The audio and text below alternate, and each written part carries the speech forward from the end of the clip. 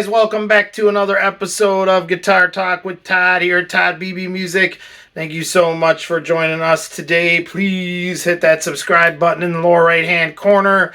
And thank you guys so much for subscribing and for hitting the notifications button and all that great stuff, commenting. Our numbers are growing here and more people are subscribing, and I really appreciate you guys being with me. We've got all things guitar going on here all the time. Guitar reviews, artist interviews, music memorabilia, all kinds of things. So we really appreciate you guys being on board with us.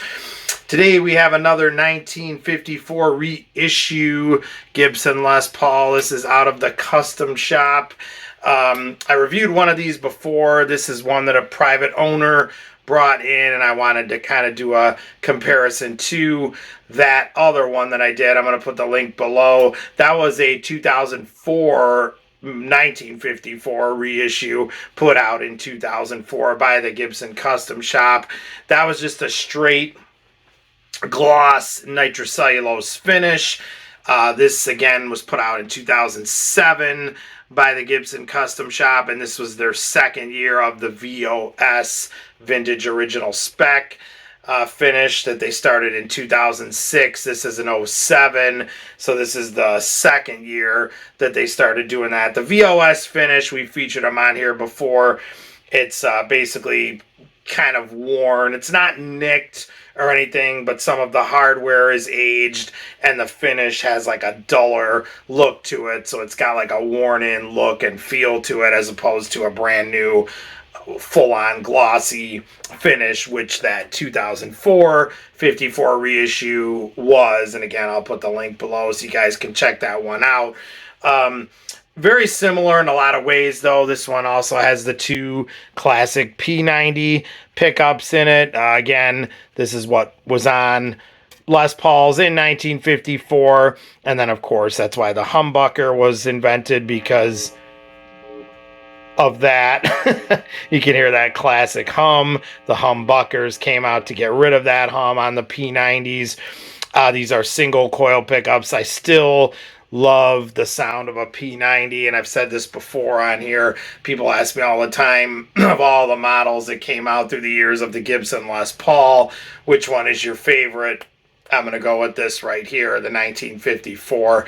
I just love it. We had not yet gotten the two pneumatic bridge yet that Ted McCarty designed, which obviously was huge because you could intonate each individual string. I've come up with ways to get these pretty good where the intonation's not that far out of whack. You're never going to get it, obviously, like you would with two pneumatic bridge. There's compensated bridges, tailpieces that you can get now for these. You know, the lightning bolt things on here and stuff to help with intonation. Those are great too. So you can check those out. This is exactly like what came on them in 54. Nothing different about this one at all. And like I said, I have no problem with these. I've gotten where I can intonate it pretty good, where I don't really hear that big of a difference. And I just love, I think the sustain you get out of these and everything is fantastic.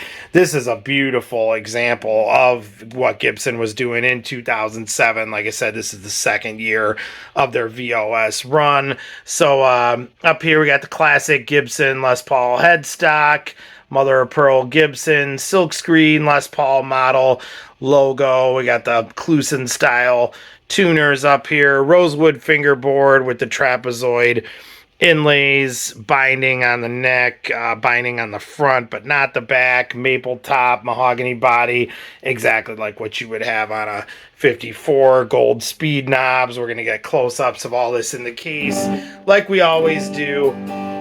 This one, yeah, you know, I love P90s. The thing with P90s, if you crank them up, there's that hum. But when you play over it,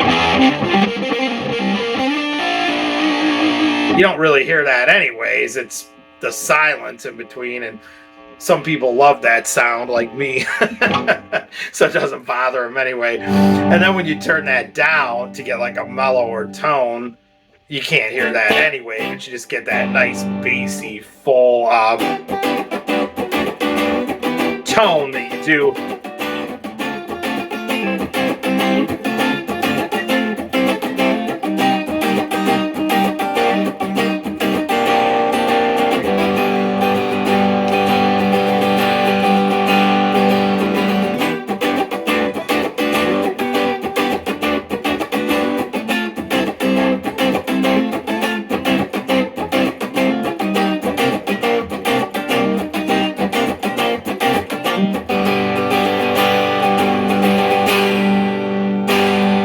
Just beautiful tone out of P90s. I always love those over a humbucker if I really had to pick. I mean, I love them both like a lot of us do, but man, you just cannot beat the tone of a good P90 pickup.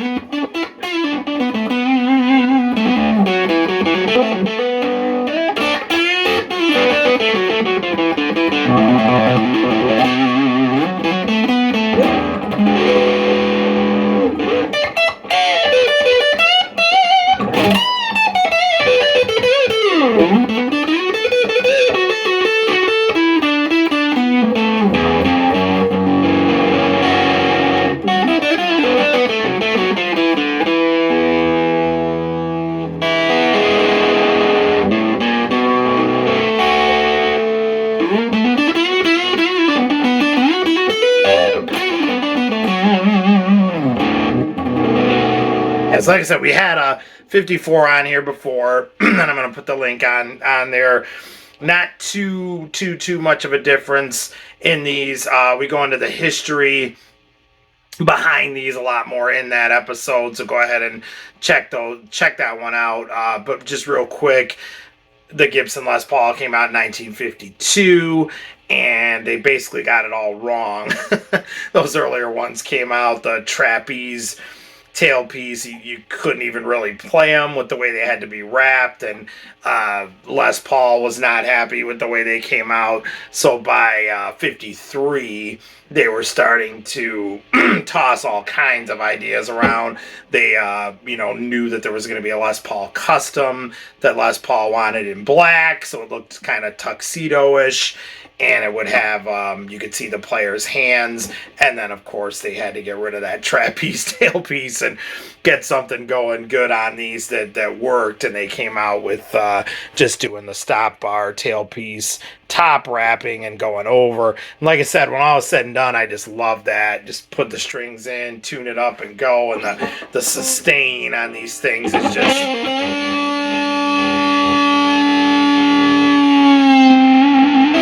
I mean, it's just crazy. They ring out for days, and in my opinion, a lot of that has to do with you don't have this extra stuff going on here. It's just two studs right into the body, tailpiece, string it up, and that's it.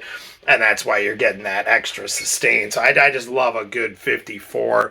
And this is a beautiful example, and a beautiful example of what Gibson was doing at the custom shop at that time in the mid-2000s.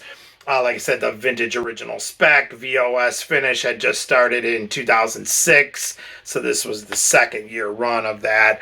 Let's get some close-ups of this in the case like we always do and check this out a little bit more. Here we go. Okay, so here is the case for the Gibson Les Paul 1954 reissue put out in 2007. Pretty cool, too. I actually have a 1993 Gibson Custom Shop, and this is one of the very first ones that was put out by the official Custom Shop in 1993. So you can kind of see that was the logo they were using there at the time on the 93 in 93 at the custom shop, and then by 2007 we had changed over to that, so we can kind of get both those in the shot there where you can see we went from Gibson Custom Art and Historic to just Gibson Custom, which they ended up doing. And again, that kind of started around probably 2005 or so, I'm going to say. And then 2006, we had the VOS finish introduced, and this is an 07. So definitely the period correct case. Let's open her up here and get some shots. So beautiful look in there in the case. Let's go ahead and zoom in. Got the three-way toggle switch with the aged, amber going on here that they started doing with the aged binding and whatnot going on with the VOS finish. Like I said, they never nicked things up. It's not like a Murphy aged finish, but VOS is just like worn looking and, you know, worn in, but there's no nicks or anything. You will see, like, you can kind of see on that screw there on the pick guard, they replicated, like, the rust with, like, the brown tint that they would put on and stuff. So they would do stuff like that. You'll see that a lot of times on the pickup screws. This one doesn't have it too bad, but there's those beautiful P90 single coil pickups, which we're going to hear full on here in a little bit. They just sound awesome. Stop bar tailpiece, just like they did it in 54. String it up and off you go. No two-pneumatic bridge. 54, that had not been invented yet. That was coming from Ted McCarty. And there we go with our full four full-on speed knobs there. 2 volume, 2 tone controls. This does have the bleeders, the metal pointers on there, which is 54 period correct. Just awesome stuff. All right, moving up the neck here. Rosewood fingerboard with the trapezoid inlays. Just, again, awesome looking guitar. Right up here to the awesome headstock Gibson logo. They started doing things by that time where they had moved. Originally, the truss rod covers were right up against the nut here. And a lot of guys noticed that, you know, to be period correct, it should be a little bit out, which they were in 54. So Gibson even started doing that to kind of make it more. They really started hitting their stride here with these at the custom shop, and it's still going strong today. They do a great job. Those screws, if you get down close here, you can see those have like that replicated rust going on too, which is like pretty cool. They do a heck of a job with that. But all right, let's go ahead and flip her over and take a look at the back. Okay, so on the back, beautiful mahogany going on there. This is a lighter shade mahogany on this one. You do see a lot of the darker ones we've had in here as well. Typical stuff, cavity control there for the toggle switch and for the 2 volume, 2 tone. Nothing unusual really going on. Like I said, that's a beautiful lighter mahogany. You can see the grain on there. Awesome. All right, so up into the headstock here with those period correct Clusen style Gibson tuners. That's exactly what you would have had on an original 54. Let's flip on the side here. Take a look at the output jack. All right, so again, replicating very true to form here. That's like what you would have seen on a real 54 with the cream going on there, cream hardware, and just looks awesome on this one. Binding, like we said, aged, going on right into that VOS finish that we were talking about. I didn't talk about that earlier. This does have the Schaller Straplocks on it that the owner swapped out the original ones for. And again, I told him all about that. He was just talking the other day. I don't really like using Schaller anymore. And I said, you know what? Leave that right in place and go ahead and just use Straptight. I'm going to put their link below. Check out my video on Straptight that I did. Check them out at straptight.com. Just an awesome company, and you can put your strap right on over that very strap button that would work on a Schaller, and then just throw the Straptight over that, and you are locked on. So that's what I told him to do, and that is what he's going to do. Thank you, Straptight. All right, let's get one more full shot here in the case. All right, so there we go. One more shot of the 2007 edition of the 1954 reissue from the Gibson Custom Shop in the awesome vintage original spec VOS finish. All right, guys, so there she is. Let's take her for a test drive. Being that we're really full-on single coil pickups here with these P90s, I'm going to give a salute to the Ventures and play their classic Walk Don't Run. I love the Ventures. Some of the first music I ever learned how to play. I still show a lot of it to my students to this day. It's just great guitar stuff, and I love those guys. So we're going to play Walk Don't Run and kind of get a nice clean tone out of these P90s. Also do some slide stuff that I always love to do, and then I'm going to play a slow blues and just really full on crank it. So we got a complete different tonal spectrum of where we're at with the Ventures stuff and that. But that's, I just want to kind of run the gamut here of what these P90s can do, and they can do a lot. So here's what she sounds like. Check it out.